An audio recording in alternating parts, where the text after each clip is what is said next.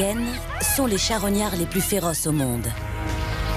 En 15 minutes, une meute de taille moyenne peut venir entièrement à bout d'un gnou, de sa peau, de sa chair et de ses os. Elles vivent de ce que les autres mammifères ne veulent pas. Elles sont nées pour survivre et prospérer. Ce sont les femelles qui mènent les meutes. Les mâles sont à leur service.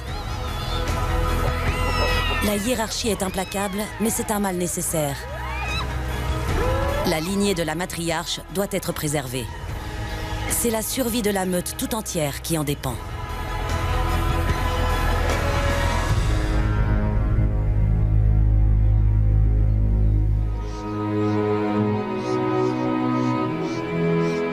La Zambie est un immense pays. Plus grand que n'importe quel pays d'Europe. On y trouve une faune extrêmement variée. Lions, léopards, guépards, chiens sauvages, gnous, zèbres et girafes n'en sont que quelques exemples.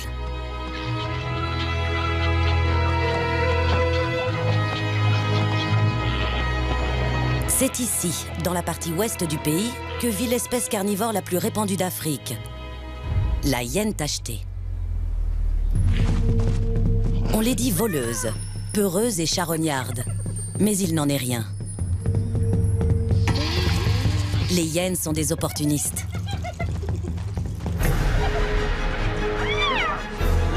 Si elles doivent voler, elles le font. Si la prudence est de mise, elles savent s'adapter.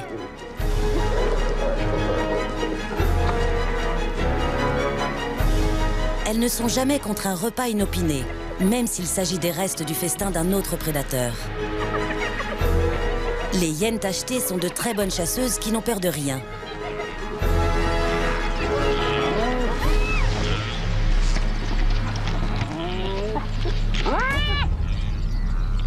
Elles tuent 95% de la nourriture qu'elles mangent. Mais pourquoi ont-elles si mauvaise réputation? Parce qu'elles font fi de tout bois. Quand elles en ont fini avec une carcasse, il n'en reste rien.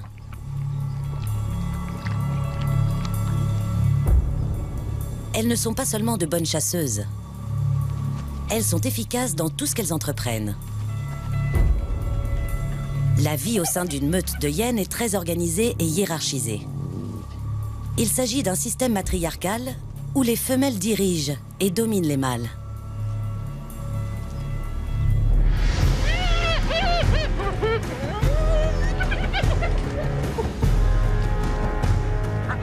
La chef de meute dispose d'un pouvoir sans limite dont elle a hérité à la naissance.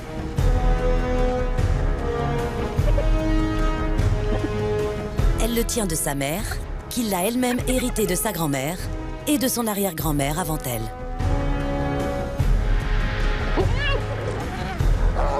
Aucun mâle n'ose s'y opposer. Ils sont soumis à la chef de meute, mais aussi à toutes les autres femelles. Même le plus dominant des mâles reste assujetti à la moins dominante des femelles. Celles-ci sont plus grandes et ont une attitude très masculine. Leurs organes sexuels secondaires sont comparables.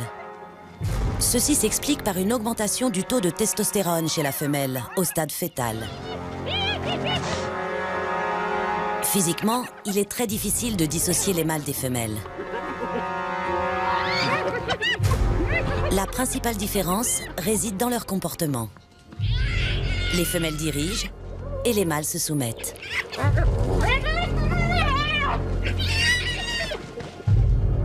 Chaque membre de la meute est facilement identifiable grâce à son odeur personnelle. Quand ils s'approchent les uns des autres, ils se saluent tous de la même façon. C'est un rituel qui renforce leurs liens sociaux ainsi que la hiérarchie de la meute.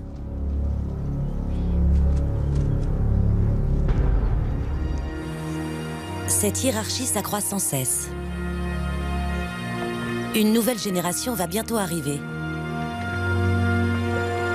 La matriarche est pleine. Après une période de gestation de 16 semaines, elle est sur le point de mettre bas.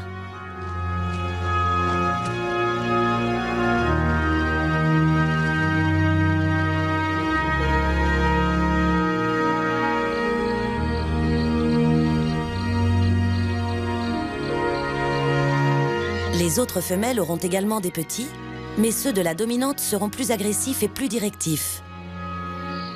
Ceci est dû au taux d'androgène plus important qu'elle leur transmet au cours des derniers jours de la gestation.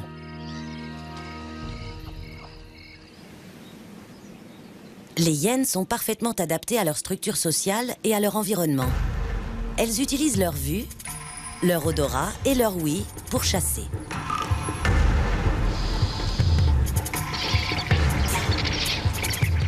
Si des vautours s'attaquent à une carcasse, elles se dirigent vers eux. Si elles sentent l'odeur d'un animal en putréfaction, elles y vont. Si elles entendent d'autres prédateurs en train de tuer ou de se nourrir, elles sont là, même si elles doivent parcourir 10 km.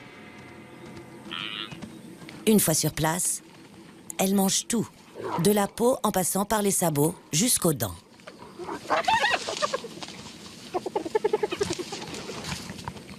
Elles ont des mâchoires à toute épreuve.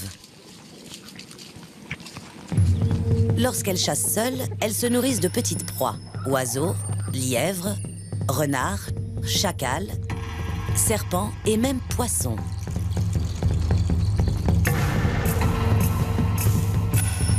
Quand elles chassent à 4 ou 5, elles s'attaquent plutôt à des zèbres, des gnous et autres proies de plus grande taille. Les lions adoptent le même mode de chasse. Ils sont réputés pour dérober assez souvent les proies des hyènes. L'inverse est plus rare.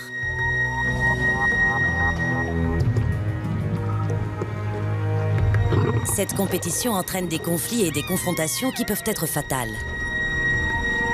Un lion ne peut rivaliser face à plusieurs hyènes, mais il dominera dans un face-à-face. C'est inéluctable.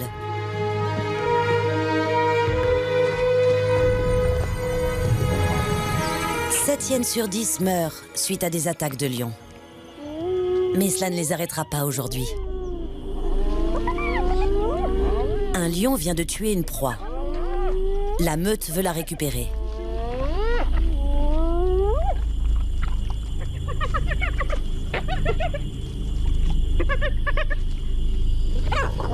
Le lion a beau faire preuve de force, les hyènes sont plus nombreuses. Elles approchent prudemment, elles observent, elles analysent.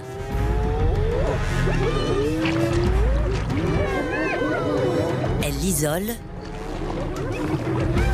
le provoquent et le maîtrisent.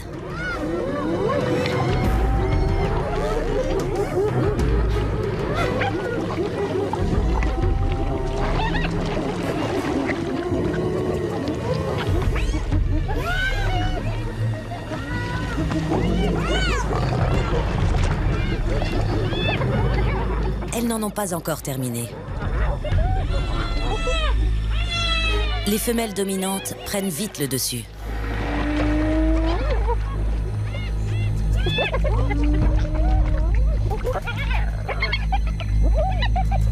Elles se sont arrogées sa proie.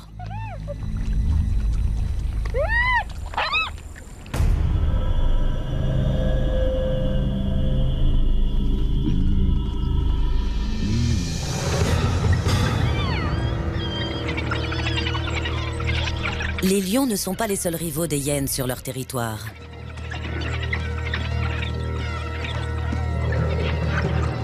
Un mâle entend un cri de détresse. Il provient des arbres. La dominante a tué une proie, mais elle n'est pas seule. Les chiens sauvages la veulent et ils sont nombreux. Elle n'abandonne pas, mais sa gestation la rend vulnérable. Un repas ne vaut pas la peine de se blesser ou de mettre la santé des futurs petits en danger.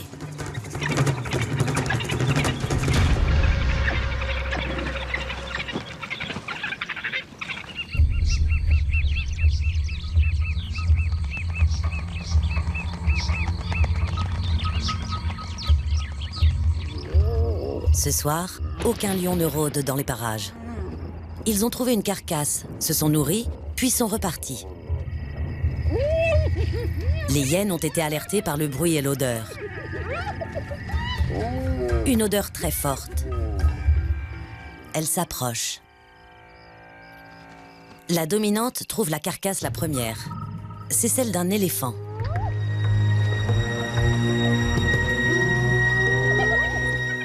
D'autres membres de la meute la rejoignent. Il y a de quoi nourrir tout le monde.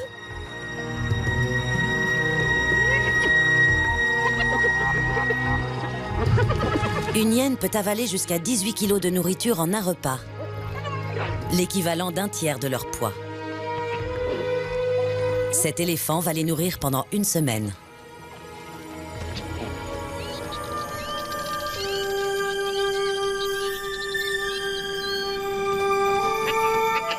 Deux semaines plus tôt, 3 petits ont rejoint la meute. À peine nés, leur futur rang a été établi. Ils le garderont toute leur vie. Le mâle n'a aucun statut. À 2 ans, il quittera la meute comme la majorité de ses congénères. Sa petite sœur est née avec un moindre statut. Elle reste cependant prédominante sur lui et sur tous les mâles de la meute. Cette petite femelle est la première née de la portée. Elle deviendra dominante un jour. C'est son privilège de naissance. Elle est l'héritière.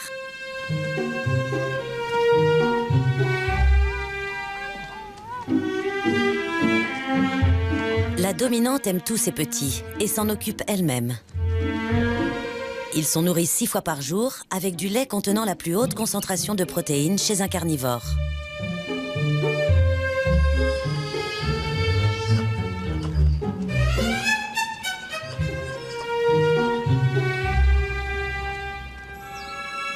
L'héritière occupe une place privilégiée. Elle le sait. La meute le sait.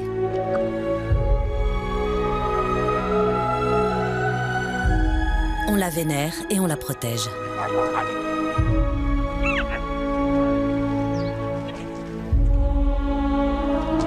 Pendant 1 an, les petits resteront dans la tanière commune. Ensuite, ils parcourront le territoire de la meute, mais toujours en compagnie de leur mère, jusqu'à leurs 18 mois. Pour le moment, leurs journées sont rythmées par les jeux et les soins maternels.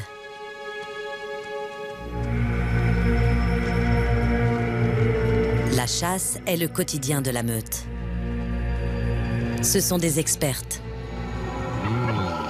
Les hyènes tachetées peuvent courir à une vitesse de 60 km/h et sont extrêmement endurantes.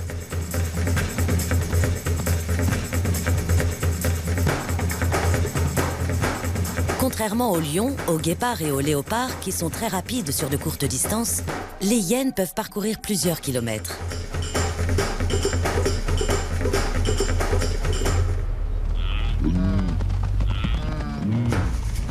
Leurs proies sont parfois plus rapides, mais elles finissent toujours par les rattraper.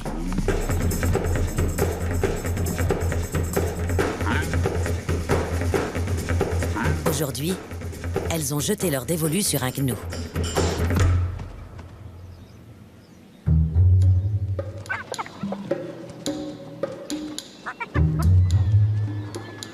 Les petits sont âgés de quelques semaines. Toujours nourris, ils jouent. Ils prennent des forces chaque jour.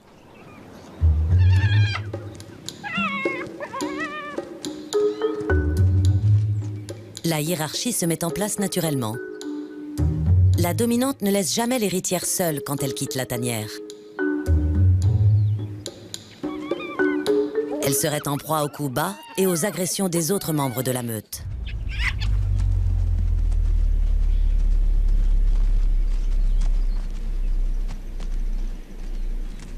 La dominante s'occupera de ses petits jusqu'à ce qu'ils aient 1 an.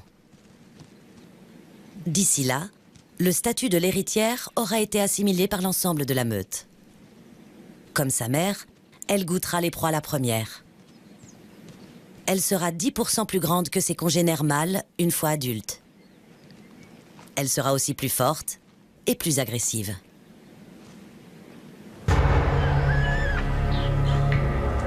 Certains n'ont pas autant de chance. Cette femelle a mis bas il y a peu.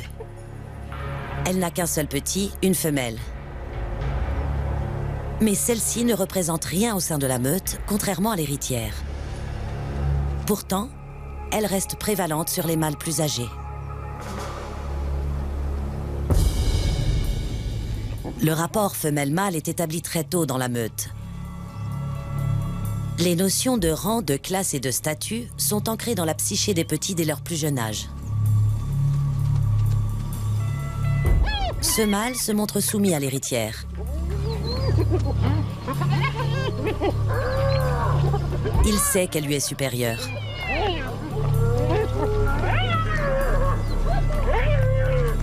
Chez les hyènes tachetées, le rang social est primordial. Le territoire aussi. Elle le marque pour éviter que d'autres hyènes n'y pénètrent. Si un membre d'une autre meute osait s'y aventurer, il mettrait sa vie en danger.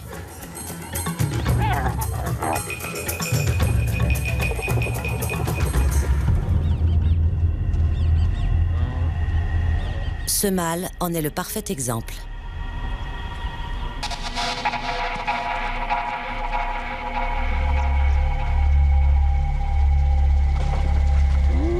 Les femelles interviennent.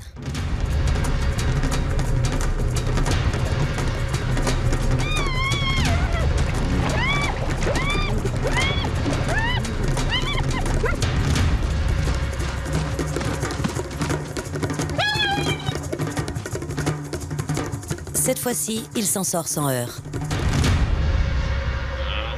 Ce gnou aussi a de la chance. La tanière de la meute se situe sur son territoire. Heureusement pour lui, les adultes ne sont pas dans les parages. S'il s'aventure à nouveau vers la tanière, il risque sa vie.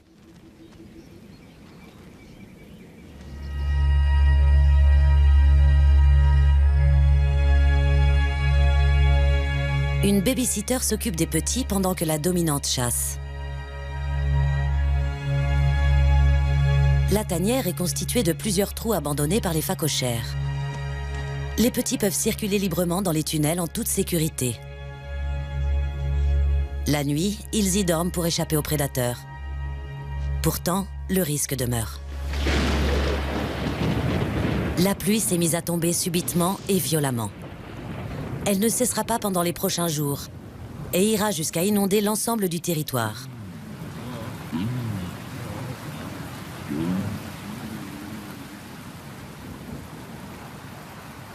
Les petits ont fui la tanière afin d'éviter la noyade. Malheureusement, pas tous. Celui de la femelle de faible rang n'a pas réussi à trouver la sortie. Son foyer est aussi devenu son tombeau.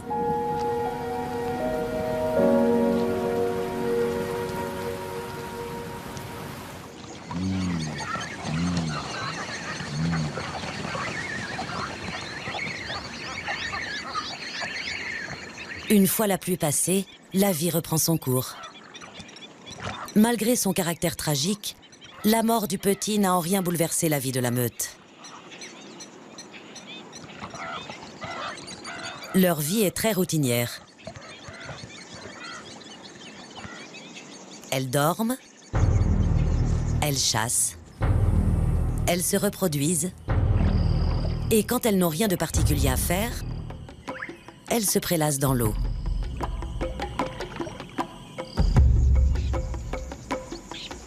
À la différence des lions, les hyènes adorent l'eau.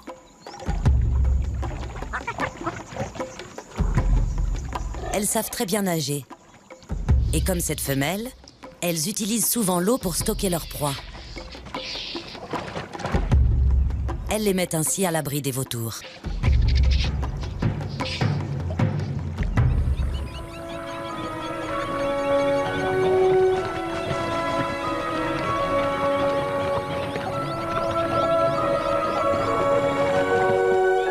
Les petits n'ont de cesse de devenir indépendants. Comme tous les jeunes, Ils sont aventureux, énergiques et curieux de tout. Pour ces oiseaux, ils sont une nuisance.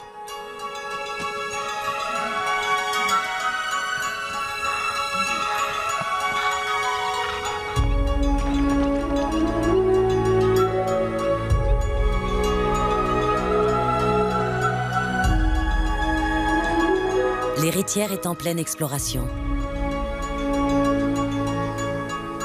Elle vient de faire une nouvelle découverte. Un porc-épic endormi.